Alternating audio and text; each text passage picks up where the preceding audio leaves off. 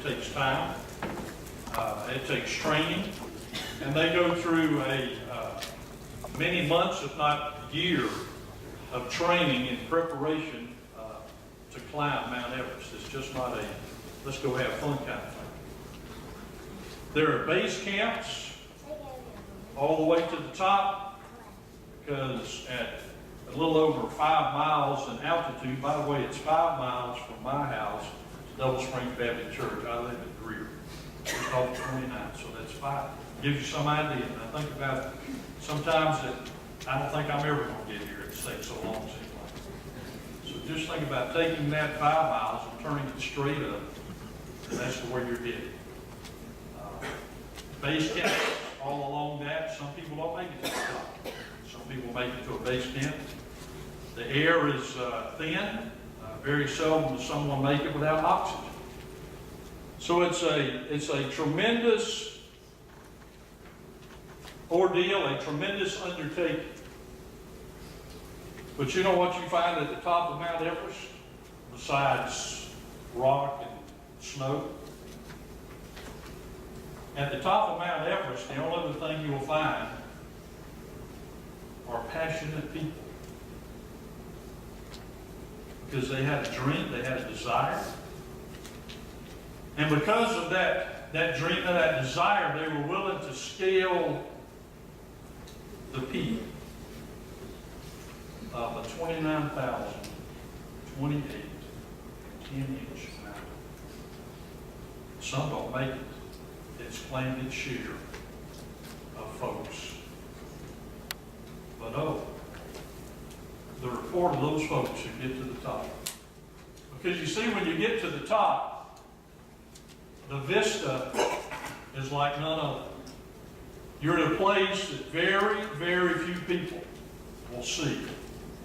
But you're one of them if you made it. 29,028 10.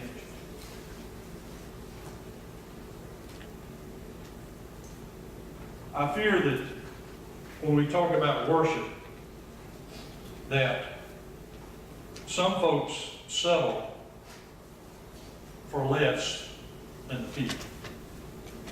Some folks, maybe they start the journey and maybe they get tired, or maybe they just get disillusioned, maybe circumstances hem them in, and maybe they make it to the first base camp or the second base camp. And then they look up and they think, you know what, this is just too much. I think I'm going to go back down. You know, life wasn't too bad down at the bottom of the mountain. You know, it was warmer down there. Food was better than this protein bar I'm chewing on right now. It's like cardboard. And they're willing to sell for less. You know, in Isaiah chapter 6, where we're looking at this morning, Isaiah chapter 6, beginning in verse 1,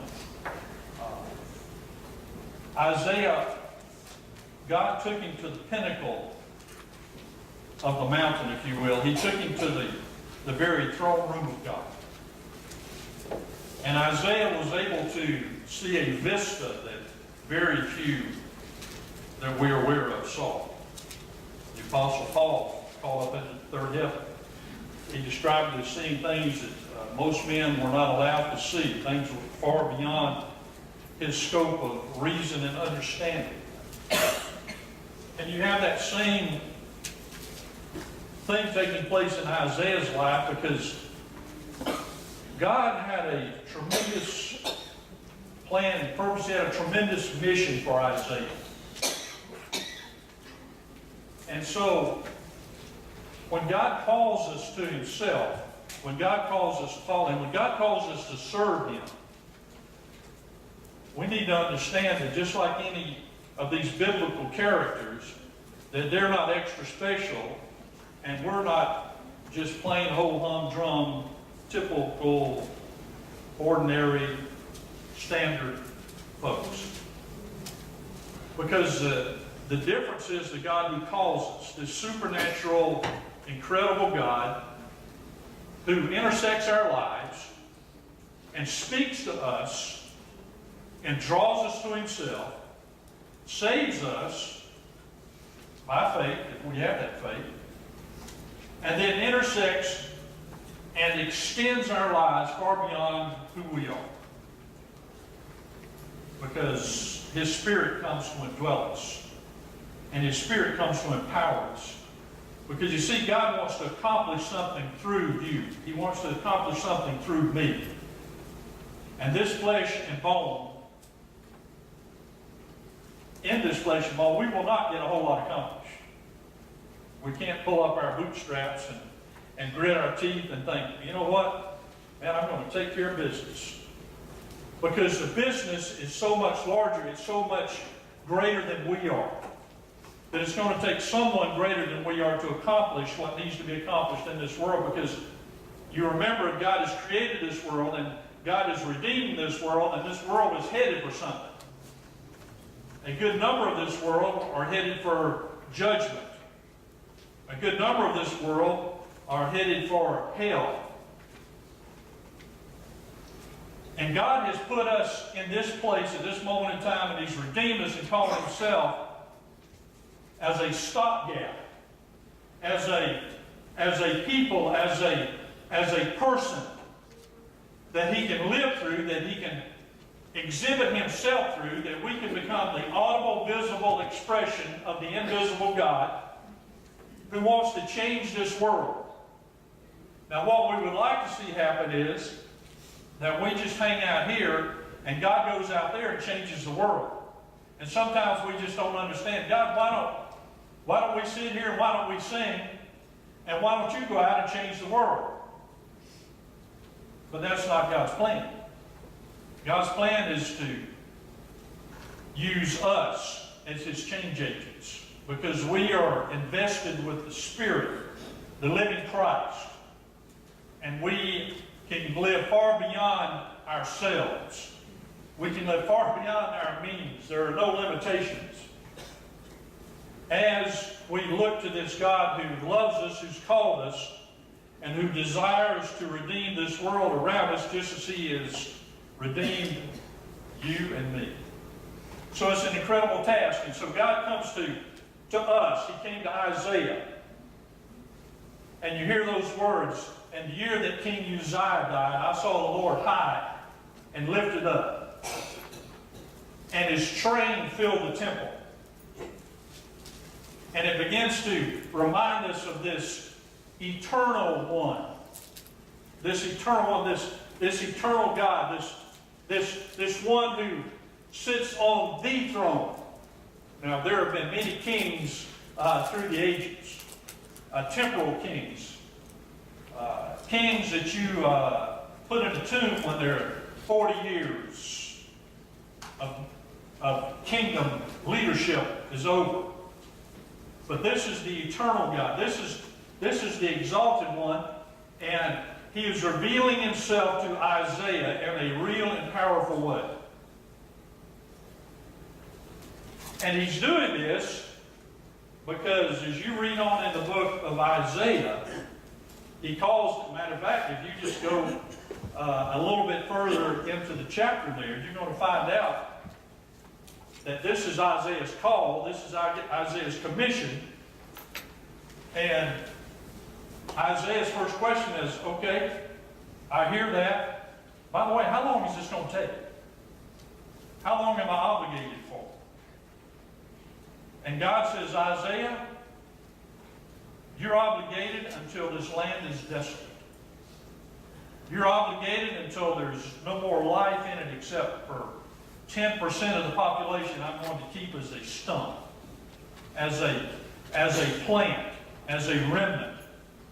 And so Isaiah, your job is just to go out here and warn them. Now, Isaiah, their ears are going to be closed, their hearts are not going, their eyes aren't going to see, their hearts aren't going to listen.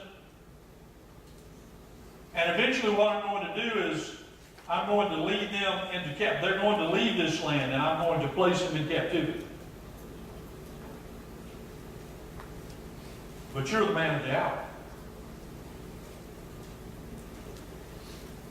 And you better understand that there are going to come times that you better be leaning on me and not yourself. There are going to come moments when none of this is going to make sense. When your circumstances aren't going to work out. when you're not going to be understood or loved or accepted. But you see, here's what, this is why I'm revealing myself to you. This is why I want you to get a picture. This is why I want you to scale this mountain. This is why I want you to get this vista. Because you see, this is going to have to be something that's going to take you far beyond yourself, and it's going to take you to where I want you to arrive. I want to sustain you in this journey of faith. And the only way that's going to take place is if you've got a clear picture. If you understand, if you're connected to the one who's calling you, to the one who is commissioning you. So everything hinges on this, Isaiah. And now I'm going to let you see something. I'm going to let you experience me, unadulterated, fully, completely. And so God calls Isaiah, and he places him in a situation that he can completely worship. Because that's exactly what takes place. That's what should always take place. We have to come to a place of realizing, and listen, as I shared a while ago, if we're not going to trust in chariots and we're not going to trust in horses, but we're going to trust in the name of God, listen, we better know this God. We better be connected to this God. We better see this God. We better be in a place of intimacy with this God. Because we will fail. We are flawed creatures. We're the dust of the earth. We are the created ones.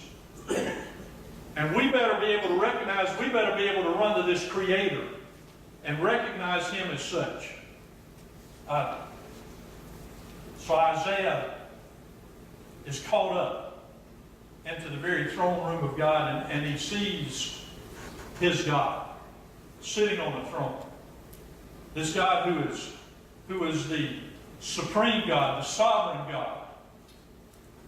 The God who is in control of every circumstance. I think of,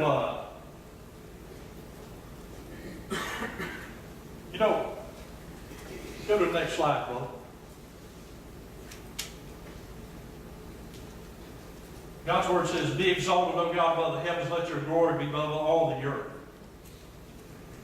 That's the God we serve, this Creator God who's above everything we can imagine. And I told you last week, the difficulty of all this is trying to reveal this God, because listen, God has stepped into our territory. He has stepped into our understanding.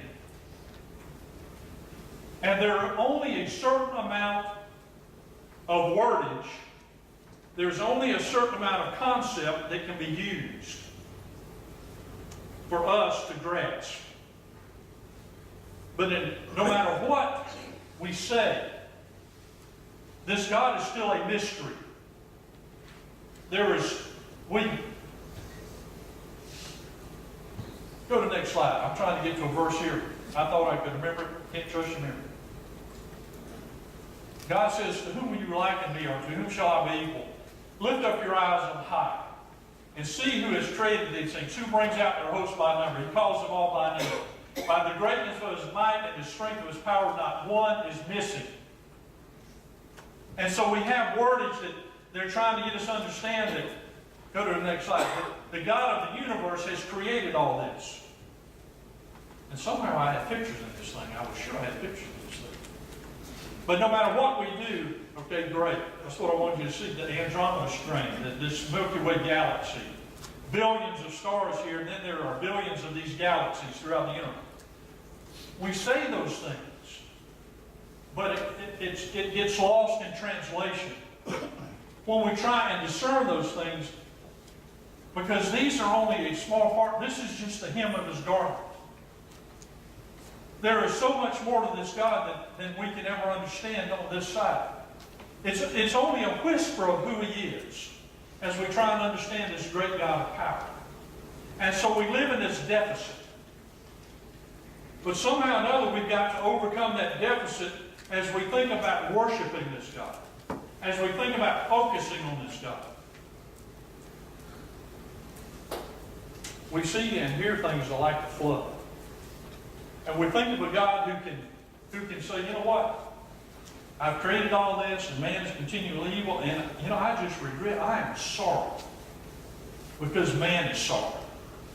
I am sorry that I've created him. And then this God, just by his desire, can bring a flood and destroy the earth. So he's a God who is able to just completely annihilate. He can undo. He can destroy completely anything and everything. And man and his whim would not exist anymore. And none of this would ever have taken place if he decided. And then we think on the other side of that, this God who is able to deliver a people who have no deliverance available to them unless God shows up. And they're standing at this Red Sea. And by the way, it's not 3 inches deep. It's a tremendous body. It is a sea. And you have this God who shows up, and he's able to do things like this. To part those waters, and you see people walk across on dry ground, and then an entire army it closes up and destroys them. And we can little get a hold of that kind of power, of that kind of God. But that's who he is. And it's our joy, it's our task, it's our responsibility to bring ourselves into a place of worship, of recognition, of seeking this God. I'm reminded in Joshua chapter 2, verse 15, you have the harlot Rahab. They've gone into the city, checking out the city of Jericho, sent spies in. The two guys are there. Word gets around the city, we got some spies, and they're hiding out with Rahab. Why does Rahab hide them? She hides them because when she takes them up on this roof, she says, listen, I want you to know why I'm doing this. She said, because we've heard of this God of yours. We've heard how he dried up the waters of the sea and allowed you to pass on dry land. We heard how you destroyed Og and Sihon, the kings of the Amorites, annihilated them out there as they came against you. And we've heard about this God, and we want you to know that our hearts melted within us. In other words, their knees began to shake, and their strength left them.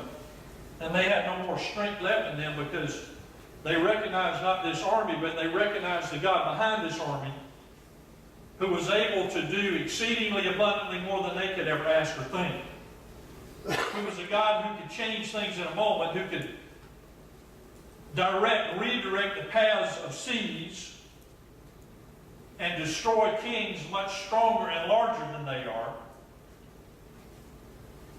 And came to a place, and all she's saying, folks, is, listen, I want you to know in my life that I have recognized this God who is your God, who is doing these things for you. And my choice is that I believe he is the God, and that he is the God of heaven and earth, the creator God. And I embrace him, and in my fear and in my awe, I worship him. I've got a new focus. I'm looking at this God. I used to look at these gods and these things and this stuff. But I want you to know I've got a new focus. And this is it, because I believe that this God is a God of life and death. And I don't want to die, so I'm embracing your God. I'm believing this God. And I'm willing to take a chance on this God, that I want to put all my eggs in this basket, and I'm asking you to deliver my family. You see, that's faith, but that's also worship. And faith that comes from that worship. And we will never climb Mount Everest until we have not only faith, but we have this worship, this focus, this desire, this belief in this holy God.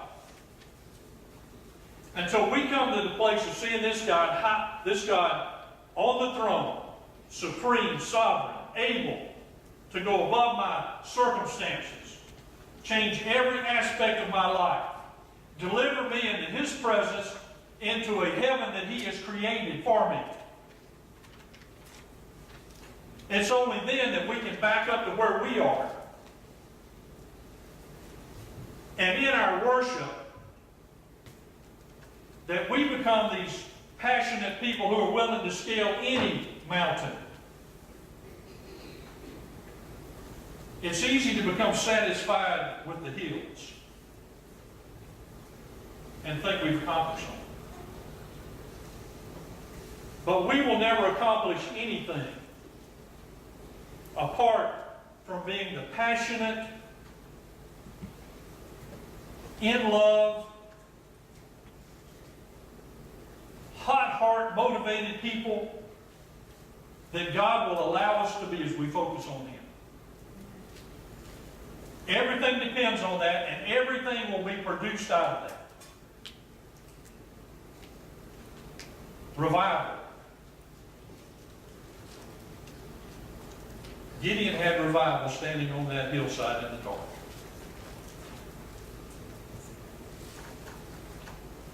He had assembled thousands of men to fight the Midianites, whose number, by the way, was over 120,000. And God took him down to 300 men with trumpets and torches, and those torches hidden in jars. And he's standing out on the hillside in the dark, and he's looking down at this vast, as he would describe, unnumbered horde of people and camels and tents, army. And God knows that to get 300 people to take on 120,000 plus, that they've got to go beyond themselves, and they've got to see more than their resources. And they've got to see more than who they are. And so he sends Gideon down to the edge of the camp in the dark, just close enough to some of those sentries who were standing there, and they're changing the guard, and the new sentry comes up and he says, man, I'm here, but I just woke up from a dream I had. And I saw this large loaf of bread came rolling down the hill and rolled into the camp and started knocking over tents. And the other guy says, oh my gosh, you've seen nothing less than Gideon and God delivering us into His hands to destroy us. And Gideon, at that moment in time, the Bible simply says, and Gideon worshiped. Gideon connected with this incredible, the power of this God who was available to him. He looked beyond himself. He saw far beyond his ability. He saw far beyond his circumstances. And instead of this tremendous horde waiting on them to be conquered, he now saw a God who could conquer. We look at the heavens. We look at ourselves. We look at the things we produce. We look at the mountains and we say, wow, look at that. But friends, worship is more than looking at the things that have been created.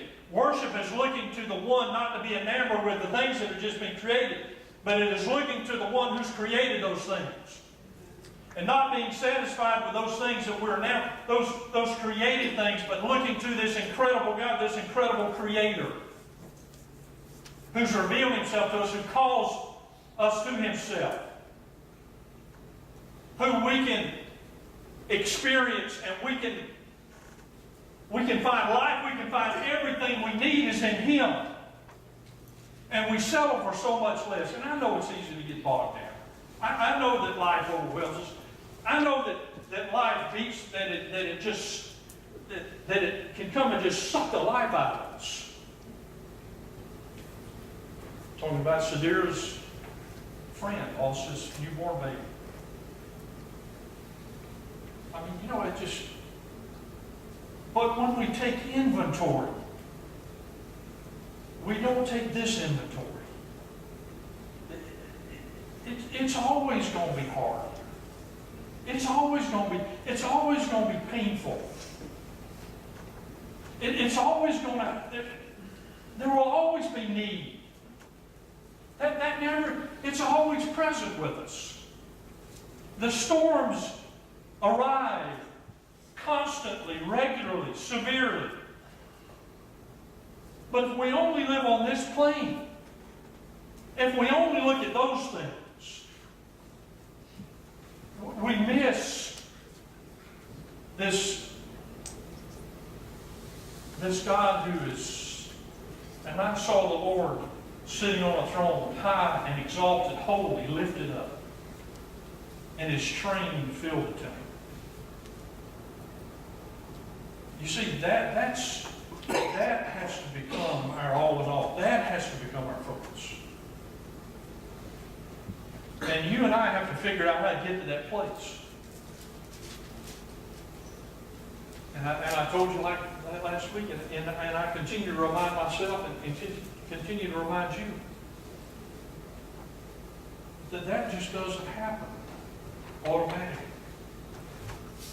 You don't get to the top of Mount Everest by riding a chairlift. It's just not available.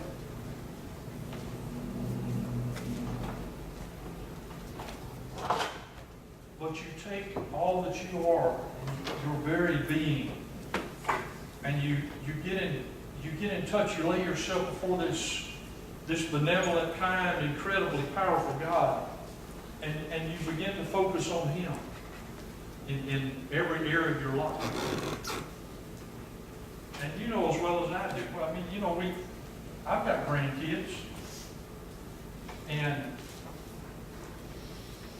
you know, Grandpa are bad. We're just bad. Because when they say they want a Twinkie or they want a chocolate cookie and they just had a honey bun, they don't send them to Grandpa. Because I'm going to give them whatever else they're asking for. That's Mom's job. That's not my job. But what will they turn out to be? I mean, if they just live on honey buns and Twinkies and chocolate chip cookies, I mean, are they going to experience it again? Are they going to have a healthy life? I mean, you know what's... And all I'm saying is that what we digest makes us who we are. And if we continue to digest the things of this world, if everything else is important but God, if we can't just smear a little God on this thing. We can't be politicians and go out and do everything we want to do, and then when we get in front of somebody and just say, God bless us. It just doesn't work that way, folks. But your life, my life, has to be in tune. It has to be focused. It has to be fixed. It has to be nurtured by Him, by His Word, by His presence.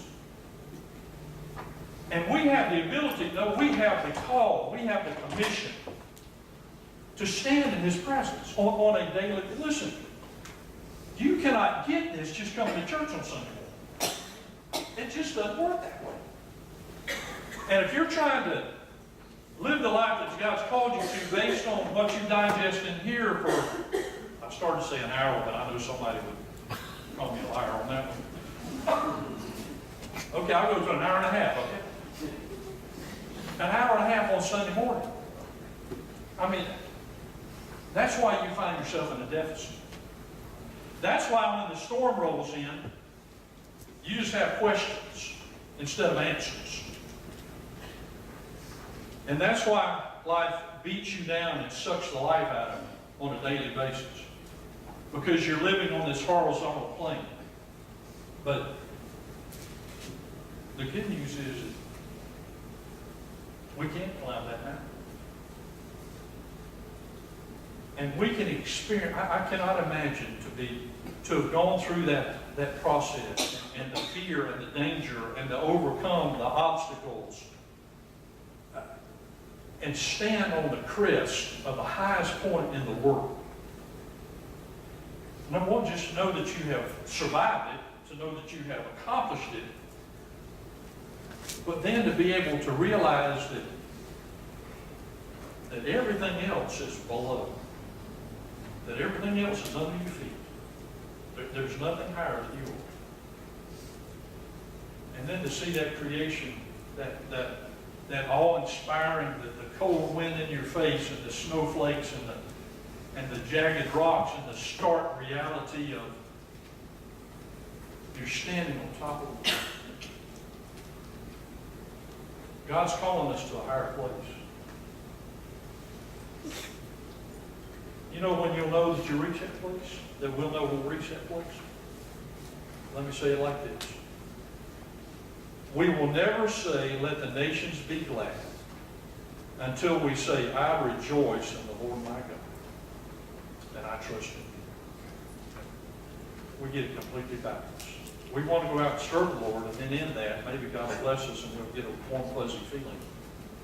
We'll never accomplish that apart from climbing the mountain, apart from getting to His presence, apart from bathing in His warmth and power and awesomeness. He's accessible. But we're going to have to be passionate about getting to Him in His presence. He's laid the way. He's opened the door. And He said, here I am. You couldn't come to me, but I have come to you. And the next question is, how much of me do you want? How much of me do you want to be satisfied with? Do you just want to go through the motions? Do you want to live this facade of religiosity? Or do you want to get up every morning so full, so excited, so focused, so hungry, so passionate, so at peace, so at rest? Put your adjective there. Because you see, He is everything. He is all in all. And we choose how much of it do we want. And what has to happen is that I have to begin to empty me of myself. And God comes along and starts filling me up with Himself. And I choose in that. How much of it do I want? How much do I want to keep? How much of me do I want to hang on to? How much of me am I satisfied with? How much of me takes care of what I need taken care of? How much of me gives me joy, gives me peace?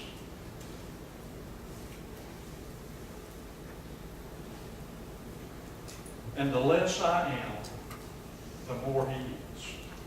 Seems like John the Baptist said something like that, didn't he? I must decrease, but He must increase. The decision is ours.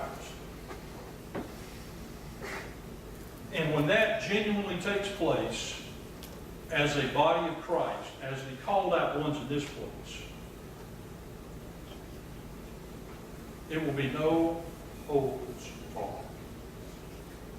But God will show up in here, and this world will wonder, as Rahab wondered and embraced. I've heard about this God because I've seen your lives. And I want you to know that y'all have made a believer out of me and increased me. And I have faith in this God now because of who He has made you and who you are in Himself. So we're back to square one this morning. How much of you do you have, and how much of him do you have this morning? The better question is, how much do you want? What are you willing to live with? What are you willing to settle for this morning?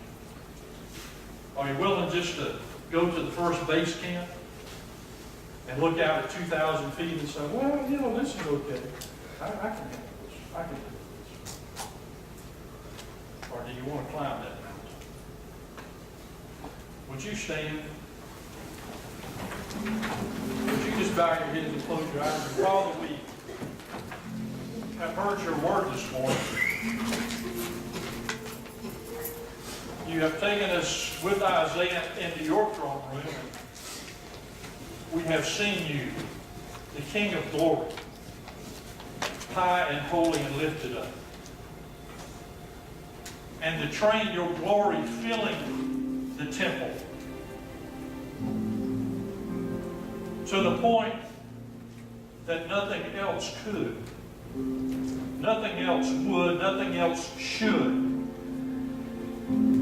fill this place but you.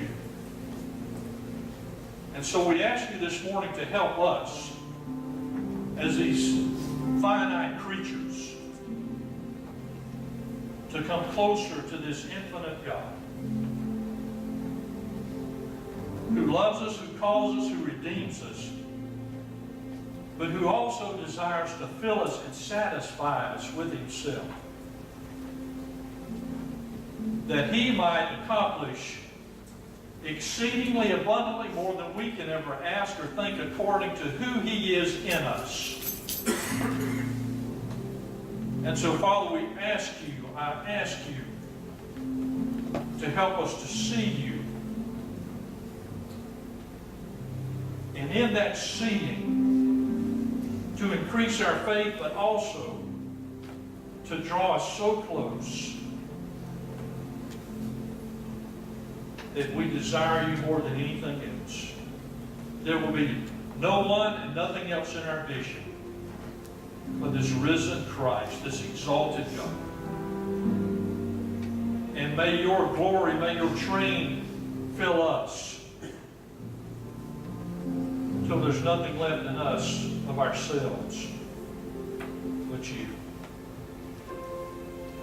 Realizing that that's why you've given yourself to us and not just given yourself for us.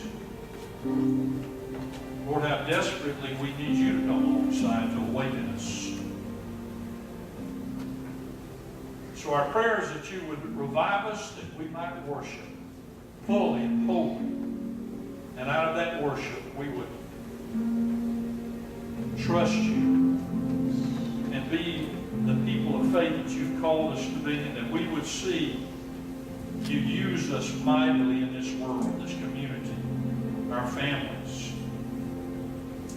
Help us to be hungry and thirsty for you is our prayer. In Jesus' name.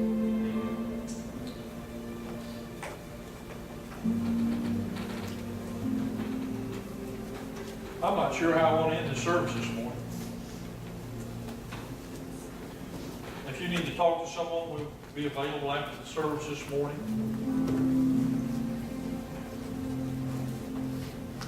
And it may be that you just like to sit down with someone one-on-one and just have a private conversation. I want you to know that I'm available to do that.